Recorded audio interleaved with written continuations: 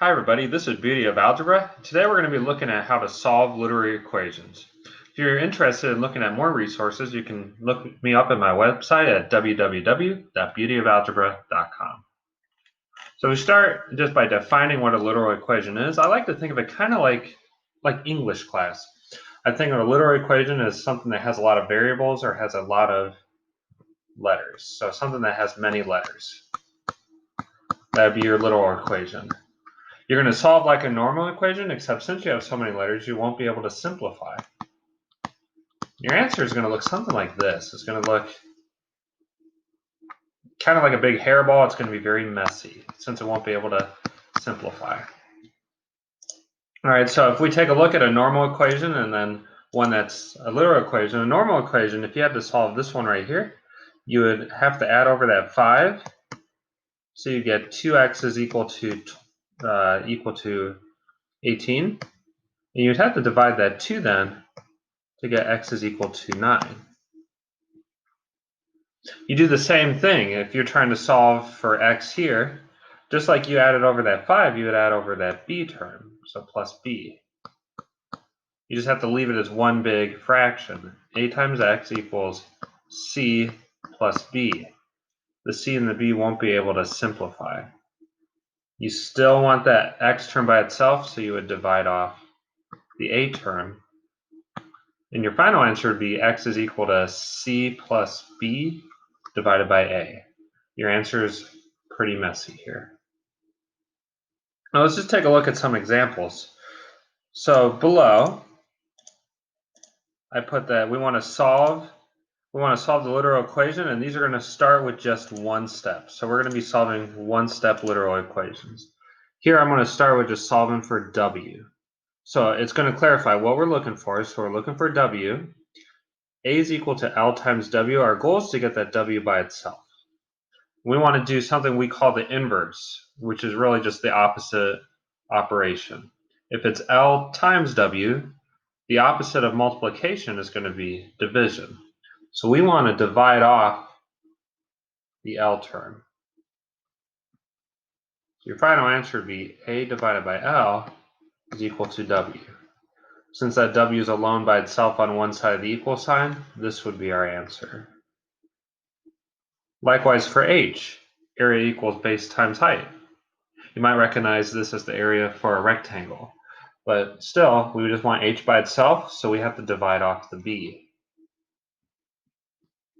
So A divided by B is going to be equal to H. Solving for T. So now we're going to solve this one for T. It's D equals rate times time, or RT. We need to divide off the letter that's not with the T. So D divided by R equals, I made a typo there. D divided by R equals T. That T's all by itself. This would be your final answer. Same things for this one. But now we have two letters. We have P and the letter R. Still, no sweat. You can divide off both in one swoop. So I divided by PR is equal to T. The T's all by itself. And this would be your final answer. Making it just a little bit more complicated, let's say we took area is equal to pi r squared. And that's your area for a circle. We just want r by itself. So we need to divide off first that pi term. Divide off pi. Area divided by pi is equal to r squared.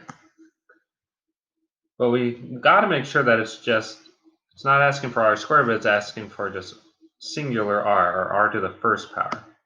So just one step, you would need to take the square root to cancel out the squared answer.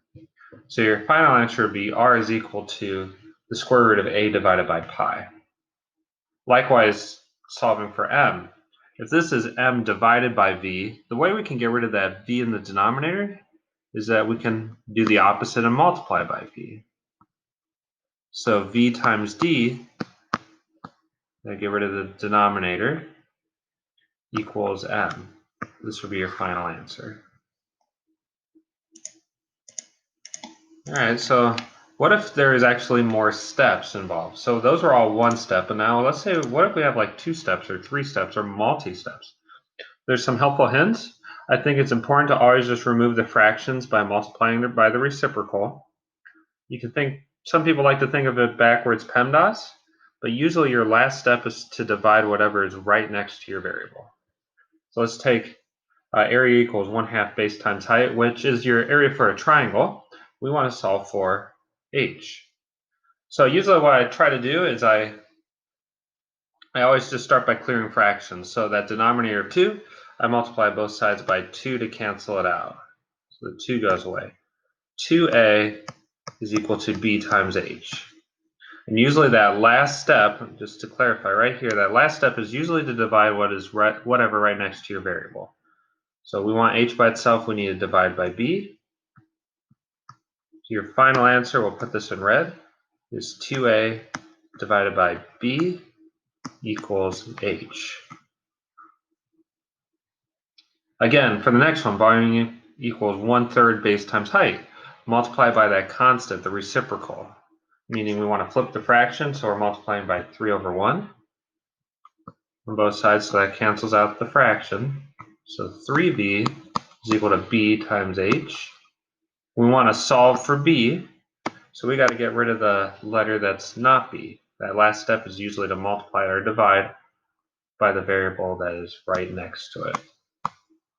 So your answer is 3b divided by h equals b. We're going to take a few examples. So let's say we continue with the next one. So k is equal to mv squared divided by 2. So they're getting just a little bit more complicated now. So we want to solve for m. Multiply by the constant, or that reciprocal of 1/2, or we got to multiply by 2 to get rid of the denominator. So 2k is equal to mv squared. We want to solve for m, so we need to divide off that v squared. So 2k divided by v squared is equal to m would be your final answer. Okay, we want to solve for b. Get rid of the denominator is your first priority. Multiply by d on both sides.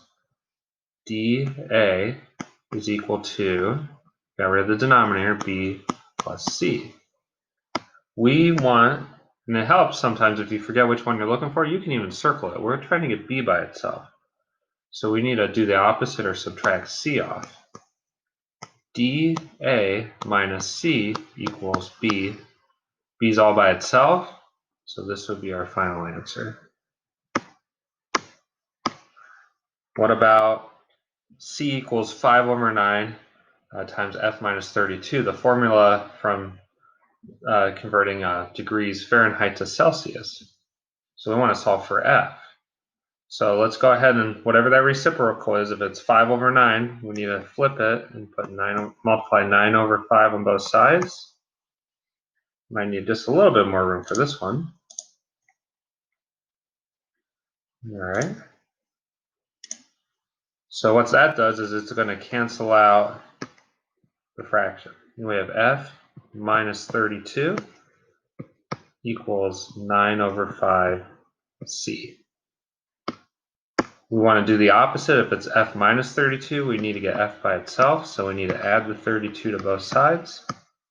9/5c plus 32 is equal to f.